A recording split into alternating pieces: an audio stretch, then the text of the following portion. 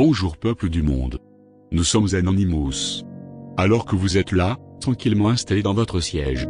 Au Brésil, des gens se font massacrer, frapper, et humilier de jour en jour, les meurtres s'exécutent aussi facilement, que les milliards dépensés à la construction de stades. Des jeux où les larmes, le sang et les corps, tombent les uns derrière les autres, à chaque but marqué, quelqu'un meurt, ou bien va mourir. En effet, le gouvernement brésilien n'a pas demandé au peuple s'il voulait de la Coupe du Monde. Ils n'ont jamais rien demandé. Alors que ces gens, qui manifestent pour leur santé, pour leur famille, pour leur droit démocratique à contester l'utilisation abusive de l'argent. Ces gens-là, sont frappés, oubliés et pris comme des moins que rien. Le gouvernement brésilien n'a pas demandé au peuple s'il voulait de la Coupe du Monde, s'il voulait que des milliards sont dépensés pour bâtir de gigantesques stades éphémères, qui auraient pu servir à la sécurité, à l'emploi, à la famille, au développement et au soutien des personnes les plus pauvres. Qu'est-ce que la culture si des gens doivent en mourir?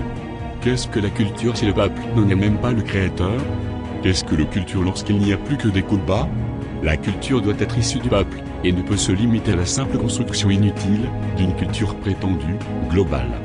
Le foot, tous comme les Jeux Olympiques, entraîne exclusion et déplacement de population, hausse de l'austérité et baisse du pouvoir d'achat et bien sûr, misère et pauvreté pour les plus faibles. Le Brésil est la 6e puissance mondiale et a dû engager des dépenses de près de 10 milliards d'euros, sans compter les potentiels accidents du travail. Renseignez-vous davantage sur Internet, ne restez pas sans rien faire, s'il n'y avait que le Brésil. En Ukraine, des gens se battent, aussi, pour leur vie et leur bien-être, et meurent sous des coups des balles de l'ordre et des enjeux géopolitiques, que les politiciens se refusent d'honorer, lorsque le prix du pétrole ou du gaz est menacé.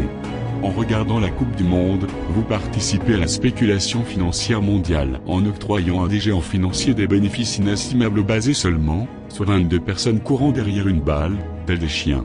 Résistez à leurs mensonges, car les chiens sont ceux qui se trouvent derrière le béton, à devoir se nourrir dans les poubelles. Ce sont les pauvres, les femmes, les enfants, les exclus. La seule coupe qui mérite une bataille, c'est la bataille contre la misère, la faim et la pauvreté. N'oubliez pas ces gens-là.